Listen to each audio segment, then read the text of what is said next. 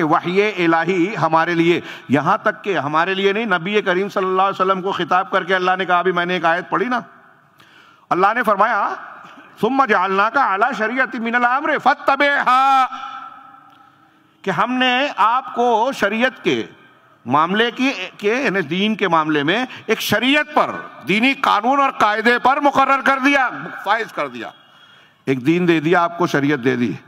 اللہ کہہ رہا ہے، کس سے کہہ رہا ہے؟ خطاب میں واحد کا صیغہ ہے نبی کریم صلی اللہ علیہ وسلم کو، اور نبی ہمارے لیے اسوہ ہیں، تو نبی کو جو حکم دیا گیا صلی اللہ علیہ وسلم وہ امت کے لیے بھی ہے، الا یہ کہ تخصیص کی کوئی دلیل ہے، قاعدہ ہے، آپ جانتے ہیں، علماء جانتے ہیں۔ تو اللہ تعالیٰ نے کہا کہ اگر پھر ہم نے آپ کو شریعت کے ایک حکم پر قائم کر دیا، حکم کی شریعت پر قائم کر دیا، فاتبعھا، آپ اسی کی پیروی کیجئے، بائنڈنگ ہے، یہی ماننا ہے، اس کے علاوہ نہیں۔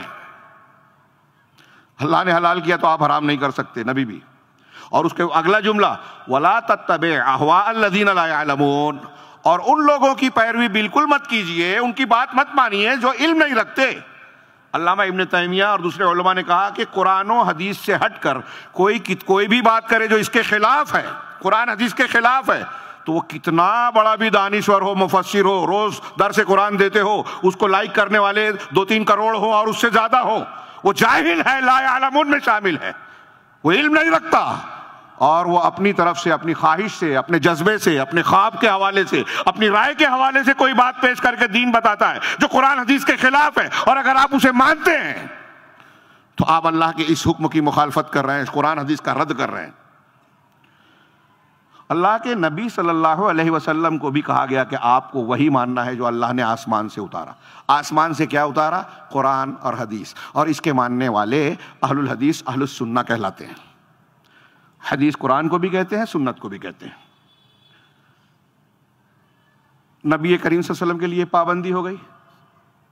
اب اللہ کی بات ماننا ہے، اطیعوا اللہ و اطیعوا الرسول، اللہ کی بات ماننا ہے۔ اللہ نے رسول پر شریعت نازل کی، آپ سے کہا کہ شریعت اور قرآن جو اللہ نے نازل کیا ہے اس کو ویسے ہی مانیے جیسے اللہ نے کہا۔ رسول نے مانا کہ نہیں مانا؟ سوال ہے آپ سے، پوچھ رہا ہوں، رسول نے مانا کہ نہیں مانا؟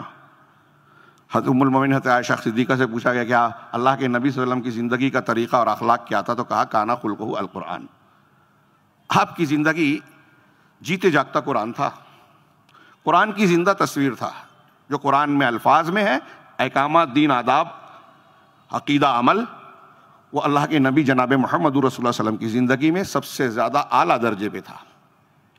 اب نبی کریم صلی اللہ علیہ وسلم شریعت کے سب سے پابند عبد کامل، وَأَشْهَدُ أَنَّ مُحَمَّدًا عَبْدُهُ وَرَسُولُهُ، محمد رسول تو ہیں، اس سے پہلے عبد ہیں، عبد کامل ہیں، اللہ نہیں ہے، معبود نہیں ہے، عبد ہیں، اور عبد کامل ہیں جن کو پوری انسانیت کے لیے، ساری دنیا کے انسانوں کے لیے، اب قیامت تک کے لیے نمونہ بنایا گیا۔ لَقَدْ كَانَ لَكُمْ فِي رَسُولِ اللَّهِ أُسْوَةٌ حَسَنَةٌ، آپ کے لیے اللہ کے رسول اللہ صلی اللہ علیہ وسلم کے لیے تمہارے لیے اسوہ حسنہ ہے، بہترین نمونہ ہے، جس کو اللہ نے بہتر نمونہ کہا، اس سے بہتر کوئی ہو سکتا ہے؟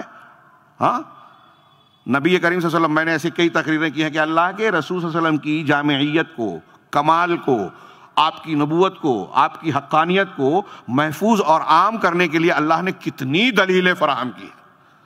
پچھلی کتابیں بولتی ہیں، قرآن بولتا ہے، معجزات بولتے ہیں، آپ کا اخلاق بولتا ہے، آپ کی پیشین گوئیاں، آپ کی ماضی کی خبریں، مستقبل کی خبریں، مستقبل میں، مستقبل قریب، مستقبل بعید، قیامت کے بعد کی خبریں، آپ کا دیا ہوا نظام، جو دنیا میں ایک امی شخص نے، قرآن نے امی کہا، لیکن یہ قرآن رسول اللہ صلی اللہ علیہ وسلم کا ایک معجزہ ہے کہ امی ہوتے ہوئے آپ معلم کائنات بن گئے، کائنات کو تعلیم سکھانے والے، آپ سے بہتر اور کامل انسان پیدا ہی نہیں ہوا۔ ایسا کہاں سے لاؤں کہ تجھ سا کہوں جسے؟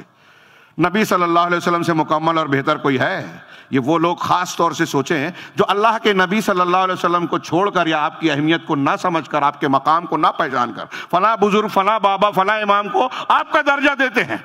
ابھی جو میں نے کہا کہ اللہ تعالیٰ کہہ رہا ہے کہ تمہارے لیے رسول کی ذات میں بہترین نمونہ ہے۔ اللہ نے کہا وَمَا آتَاكُمُ الرَّسُولُ فَخُذُوهُ وَمَا نَهَاكُمْ عَنْهُ فَانْتَهُوا، جو رسول دے لے لو، جس سے منع کر دے رک جاؤ۔ اللہ کی اطاعت کرو اور رسول کی اطاعت کرو۔ جو رسول کے حکم کی مخالفت کرے گا انہیں ڈرنا چاہیے کہ اللہ تعالیٰ آسمان سے پتھر فتنہ پکڑے یا اللہ تعالیٰ اس کو عذاب علیم دے۔ فَلْيَحْذَرِ الَّذِينَ يُخَالِفُونَ عَنْ أَمْرِهِ أَن تُصِيبَهُمْ فِتْنَةٌ أَوْ يُصِيبَهُمْ عَذَابٌ أَلِيمٌ، یہ اس آیت کا میں نے ترجمہ کیا۔ اللہ کے رسول کی مخالفت پر اللہ کہہ رہے عذاب، اور پوری دنیا میں آج مسلمانوں پر عذاب ہے، غزہ کا معاملہ ہو، ہمارے گھر کا معاملہ ہو، جو مصیبت پریشانی ہے اس آئینے میں دیکھنا چاہیے کہ ہم رسول کی کتنی بات مان رہے ہیں۔ اللہ نے تو پہلے دھمکی دے دی ہے، بتا دیا ہے رسول کی نہیں مانو گے تو تم کو مارا جائے گا، اللہ کا عذاب آئے گا۔